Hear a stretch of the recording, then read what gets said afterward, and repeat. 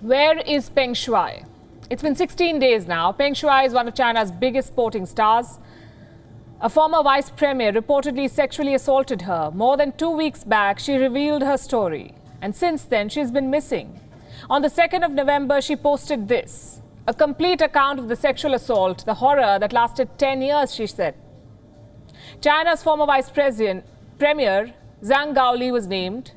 Peng Shuai said he forced her to have sex and then forced her into a relationship. It was an intermittent and abusive affair that lasted almost a decade. Peng Shuai dared to go after one of China's most powerful men, and now she's being silenced by the Chinese state. For 2 weeks, we've been telling you about Peng Shuai, the allegations, China's censorship, the global response, and the solidarity from the tennis world.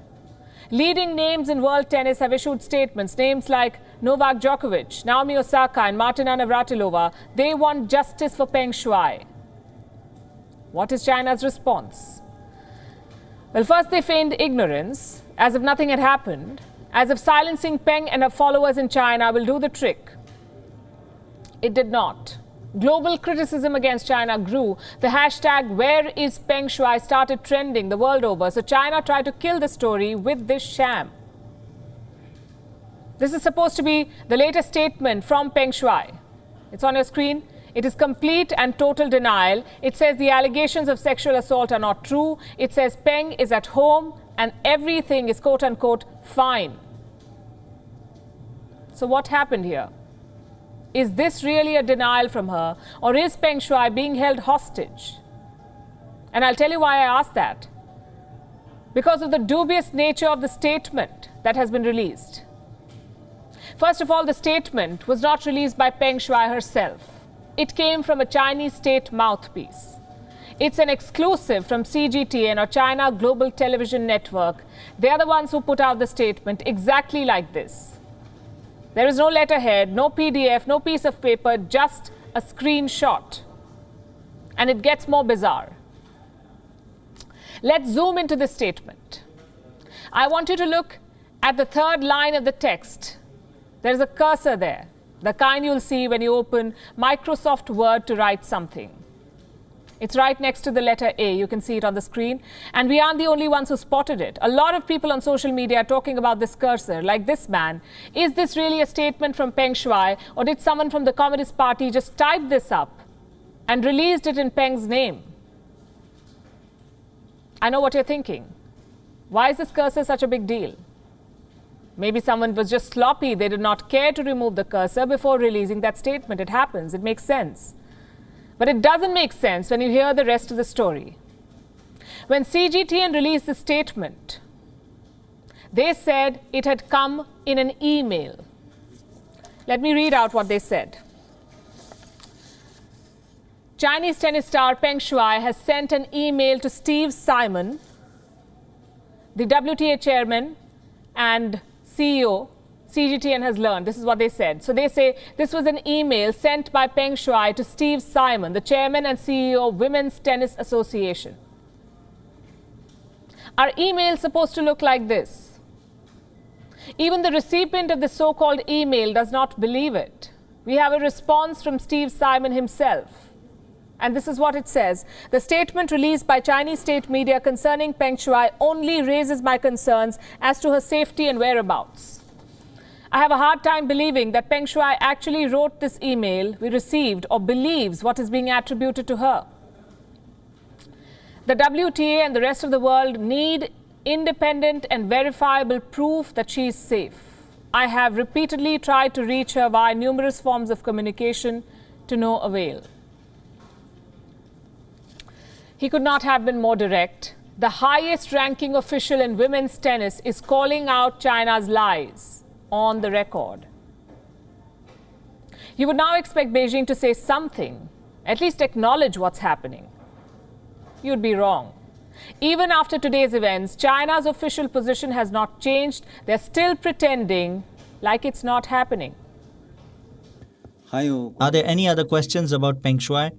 Please ask them all in one go.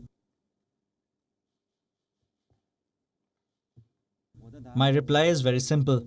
This is not a foreign affairs matter. and I am not aware of the relevant situation you mentioned. Don't be surprised, China doesn't want to acknowledge the allegations because then it will have to take some action. And that will put China in a tough spot, which is why it is censoring the story at home. This so-called email was for the rest of the world. This sham of a statement was to silence the rest of the world. It has not been reported by domestic media in China.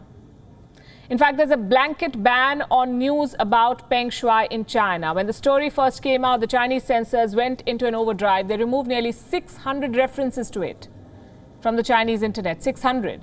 Of course, they blocked Peng Shuai too. Her Weibo account was hidden. Weibo is Chinese social media. Her account was hidden. Comments on her profile were disabled. And that doesn't mean that no one in China has heard this story or read about it. Despite all the efforts of the Communist Party censors, the story did get out. Some feminist groups decided to protest. I want to show you what they did. Some buildings in China were lit up with these messages. Where is Peng Shuai? This is what they say. Me too in China. Say no to sexual harassment, gender-based violence and discrimination. And Chinese women breaking the silence. What a brave act in a country like China. We say more power to them. They're keeping the story alive. They're becoming the voice of Peng Shuai. And they're making the Chinese leadership nervous. Today's stunt by China makes two things very clear. Number one, China desperately wants to get this story out of its way. It wants the story to go away. And number two, the world should be worried about Peng Shuai's safety. This screenshot is not a word of assurance. It only raises concerns. It is an unsigned document released selectively to a state mouthpiece, to a channel that has a reputation of airing forced confessions from political detainees. CGTN, they've done it before. A few years ago, a couple appeared on this same network, CGTN. Peter Humphrey and Yu Ying Zheng. They were wearing orange prison vests.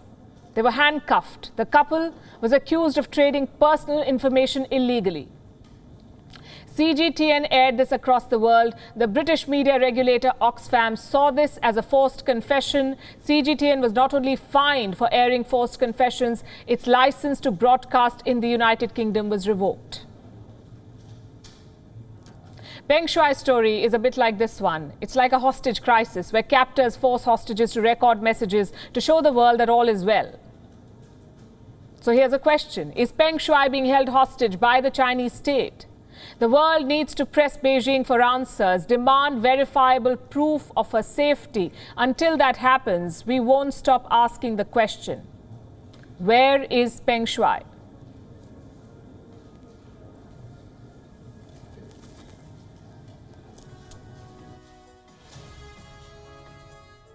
WION is now available in your country. Download the app now and get all the news on the move.